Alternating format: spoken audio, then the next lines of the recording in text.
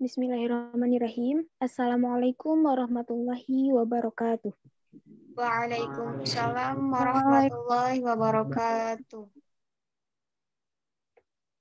Rabbil alamin wa bihi nasta'in wa ala umuri dunya waddin. Wassalatu wassalamu ala asrofil anbiya wal mursalin wa ala alihi wa sahbihi ajma'in amma ba'du.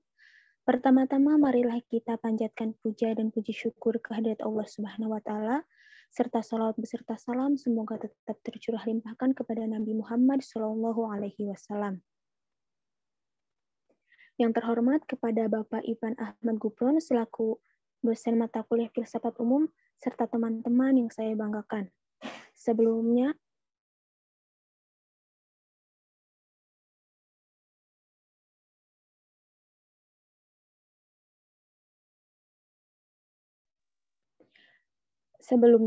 perkenalkan nama saya Nahdlatul Syifa Salsabila yang bertugas sebagai moderator dari kelompok 7, serta rekan-rekan saya yaitu ada Dea Damayanti, Wardatul Lailah, dan Aditya Wardana.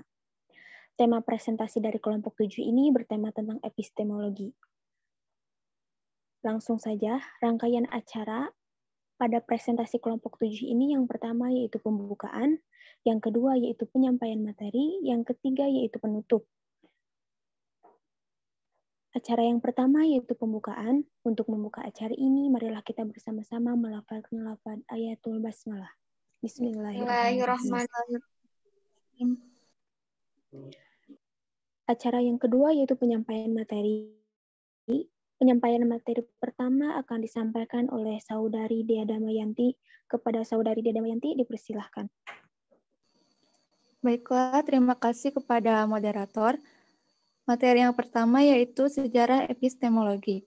Gerakan epistemologi paling awal muncul di Yunani yang digerakkan antara lain oleh kelompok yang disebut sofis, yaitu orang yang secara sadar mempermasalahkan segala sesuatu.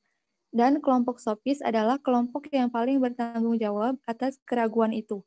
Pranarka menyatakan sejarah epistemologi dimulai pada zaman Yunani kuno, ketika orang mulai mempertanyakan secara sadar mengenai pengetahuan dan merasakan bahwa pengetahuan merupakan faktor penting yang dapat menentukan hidup dan kehidupan manusia. Pandangan itu merupakan tradisi masyarakat dan kebudayaan Athena. Yang kedua, pengertian. Secara epistemologi merupakan kata gabungan yang diangkat dari dua kata dalam bahasa Yunani, yaitu episteme dan logos. Episteme artinya pengetahuan, sedangkan logos lazim dipakai untuk menunjukkan adanya pengetahuan sistematik. Sedangkan secara terminologi merupakan suatu ilmu yang mengkaji tentang sumber pengetahuan atau asal mula metode, struktur, dan valid tidaknya suatu pengetahuan. Baiklah, saya kembalikan ke moderator. Baik, terima kasih kepada Saudari Dea Damayanti atas penyampaian materinya. Materi selanjutnya yaitu akan disampaikan oleh Saudari Wardatul Lailah. Kepadanya dipersilahkan. Langsung saja, jadi epistemologi adalah pengetahuan sistematik mengenai pengetahuan. Ia merupakan salah satu cabang filsafat yang membahas tentang terjadinya pengetahuan, sumber pengetahuan, asal mula pengetahuan, metode atau cara memperoleh pengetahuan, validitas dan kebenaran pengetahuan. Contoh epistemologi dalam kehidupan sehari-hari yang berhubungan dengan bagaimana kita mendapatkan ilmu pengetahuan. Contohnya yaitu kursi. Ruang lingkup epistemologi. Muhammad Arifin menjelaskan, ruang lingkup epistemologi termasuk sifat, sumber, dan validitas pengetahuan. Mudur Ahmad dibagi menjadi 6 aspek yaitu 1 alam, 2 elemen, 3 tipe, 4 alas, 5 batas. Terima kasih, saya kembalikan ke moderator. Baik, terima kasih kepada Saudari Wardatul Lailah atas penyampaian materinya. Materi selanjutnya yaitu akan disampaikan oleh Saudara Aditya Wardana. Kepadanya dipersilahkan. Iya, terima kasih kepada moderator atas waktunya. Itu selanjutnya tujuan epistemologi. Menurut Jujun et Siromatri, tujuan epistemologi ini adalah seluruh proses upaya kami untuk mendapatkan pengetahuan. Sadarilah tujuannya, Tanpa tujuan tidak mungkin mewujudkan tujuan. Sebaliknya, tanpa tujuan tidak diarahkan sama sekali. Sumber terjadinya pengetahuan. A. Pengetahuan bersumber pada kesaksian atau otoritas. B. Pengetahuan bersumber pada persepsi indera. C. Pengetahuan bersumber pada akal. D. Pengetahuan bersumber pada intuisi. Terima kasih, saya kembalikan kepada moderator. Baik, terima kasih kepada Saudara Aditya Wardana atas penyampaian materinya. Materi selanjutnya itu akan disampaikan oleh saya sendiri.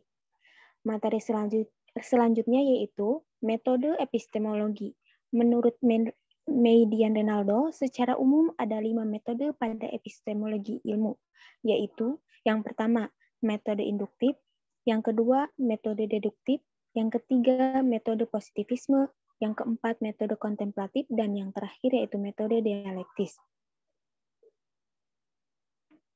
Selanjutnya yaitu tipe kebenaran epistemologi. Pengetahuan yang dibawa wahyu diyakini bersifat absolut dan mutlak benar, sedang pengetahuan yang diperoleh melalui akal bersifat relatif, mungkin benar dan mungkin salah. Dari dua sifat kebenaran tersebut, pada muaranya melahirkan dua tipe. Tipe yang pertama yaitu kebenaran relatif yang bersifat spekulatif, dan yang kedua yaitu kebenaran absolut yang bersifat bertipe atau idealistik. Kebenaran relatif atau spekulatif relatif dalam Kamus Besar Bahasa Indonesia dimaknai sebagai nilai kebenaran yang sifatnya tidak mutlak atau nisbi.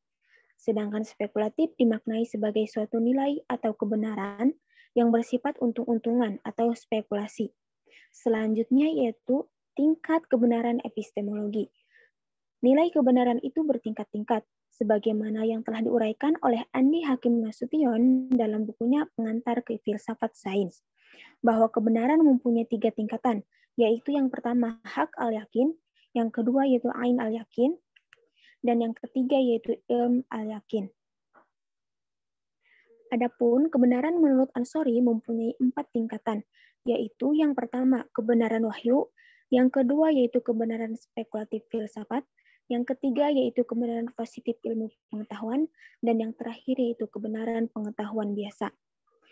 Dan terakhir, kesimpulan dari kelompok 7 yang bertema dengan epistemologi adalah, berdasarkan uraian tersebut, maka dapat disimpulkan bahwa epistemologi adalah teori pengetahuan yang merupakan cabang filsafat yang berurusan dengan hakikat dan ruang lingkup pengetahuan, pengandai-andaian, dan dasar-dasarnya, serta pertanggungjawaban atas pertanyaan mengenai pengetahuan yang dimiliki, sehingga kita mengetahui dengan jelas dari mana kita mendapatkan pengetahuan dan cara memperolehnya. Pengetahuan yang diperoleh manusia melalui akal, indera, dan sumber-sumber tersebut mempunyai metode tersendiri dalam pengetahuan tersebut. Baiklah, mungkin itu saja yang dapat kelompok 7 presentasikan. Kurang dan lebihnya mohon maaf. Wassalamualaikum warahmatullahi wabarakatuh. Waalaikumsalam warahmatullahi wabarakatuh.